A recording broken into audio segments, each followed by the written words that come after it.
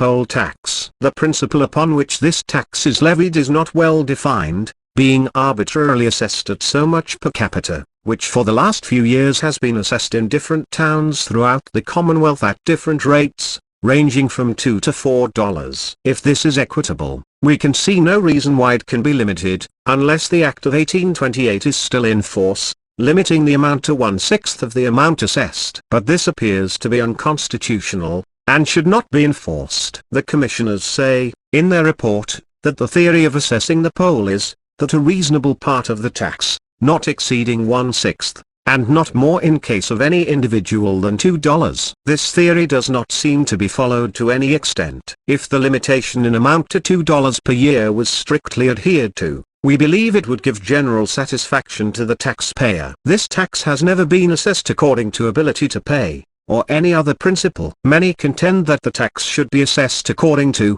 or in proportion to, the amount of the tax raised, limiting the minimum amount to a certain sum, and increasing this sum in a regular ratio, according to the sum total to be assessed. This rule was recommended by the commissioners, in their report, upon the principle that the poll taxpayer had not sufficient responsibility, and might in certain localities become so numerous as to control the vote, and by this means vote other people's money from their pockets for unnecessary purposes. We have no statistics by which we can give the increase of this class of voters. We have, however, the Commissioner's report, which gives the number of polls in Boston in 1874, which was 84,684, of which 66,415, or over 78%, were assessed upon polls only. This leaves 22% to pay the enormous amount of taxes annually collected in Boston. It is sad, indeed,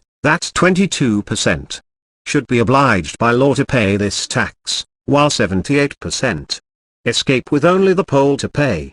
It is a little singular, that only 22% have any tangible property to assess. If we had a law taxing the poll in ratio to the amount raised, we might in a few years add 5% more to the 78, and crowd the whole tax of Boston upon 17%, while 83% would escape other than the poll tax. And having now full responsibility for money voted, they would be under the lawful control of the said 17%. Now, supposing a few of these 83 should step up to the lobby of the State House someday, and find there a few of the capital 17 ready and willing to pay divers sums of money to the lawmakers for some quiet monopoly, such as a railroad for the good of the public, roadbed free of tax, on the principle that it is a great benefit to the people, while the people are no benefit to the road.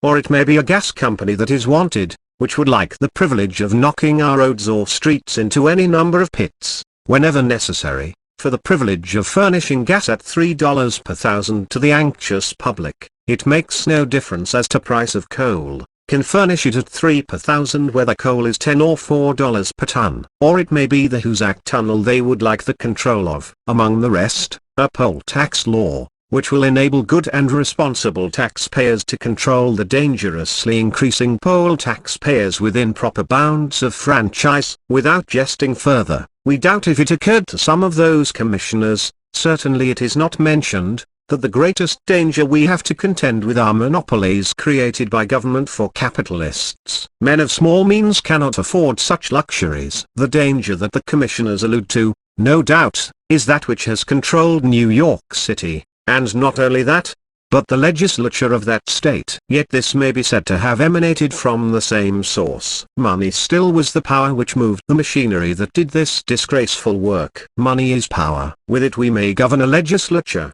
sit in the governor's chair, and, no doubt, it has bought a court. It would be better for the community at large if money was more equally divided, rates of interest would be uniform, and if the medium classes amounted to 70%, instead of that number of poor, business would be lively and prosperous. There is no better way to bring about this prosperity, than by relieving the poor of the enormous taxes they have to pay, both direct and distributive. Therefore, what principle can we adopt in regard to the poll taxpayer which will recommend itself to everyone as being equitable, and not unreasonable or excessive? Every person's life is equally dear to themselves. Every person desires equality before the law, and the right of citizenship. All of these are equally dear to each taxpayer. Then upon the principle of equal personal worth, we require equal personal protection, which calls for an equal assessment upon each poll. $2 has very generally been assessed, as being not excessive,